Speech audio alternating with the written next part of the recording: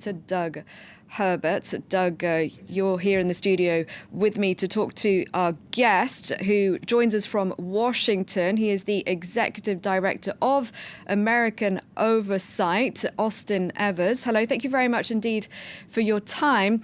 Could you start off by telling us a bit more about these emails, and are you confident that all of the professional emails sent from a personal account have surfaced?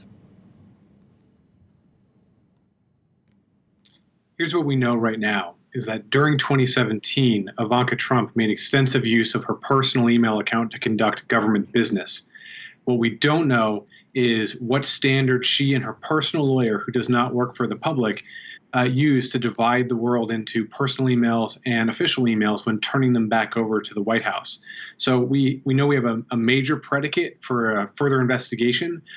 We don't yet know the volume, whether anything was deleted, whether she conveyed any classified information. Those are questions that I hope Congress gets to the bottom of. And Austin, Doug Herbert here in the studio. This email request, the Freedom of Information Act request, this really is just the tip of the iceberg, scratching the surface here. Your group has filed dozens of these types of requests seeking documents from the Trump administration. Can you give us a sense, going forward, of the types of documents you're seeking, what sort of investigations you would like to see a newly Democratic-controlled House conducting? I would divide the world up, our investigative world up into two buckets. Number one, we're going to continue pursuing Ivanka Trump's emails to see if we didn't get things before, whether they're ones that we missed, whether there was correspondence with other agencies.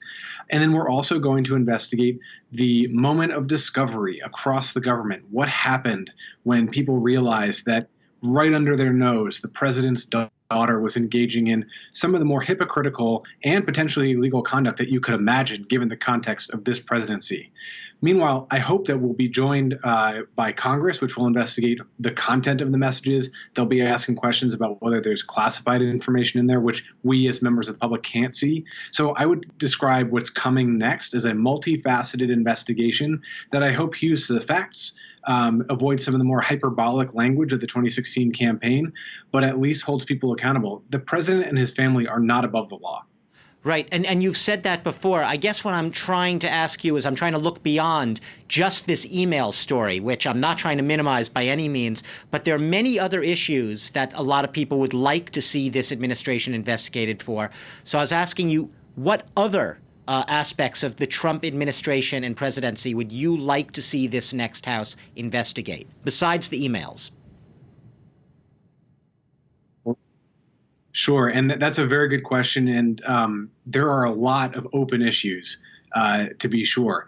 I would start with allegations that the president interfered with the relocation of the FBI headquarters in Washington, D.C., potentially out of fear that a new development in that location would interfere with his personally owned private hotel.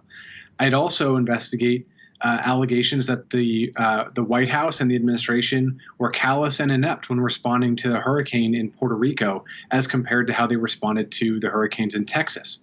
I also think there is a tremendous open sore on America's conscience about how the administration treated migrant families when they crossed the border this summer, separating children from their families and putting them in cages.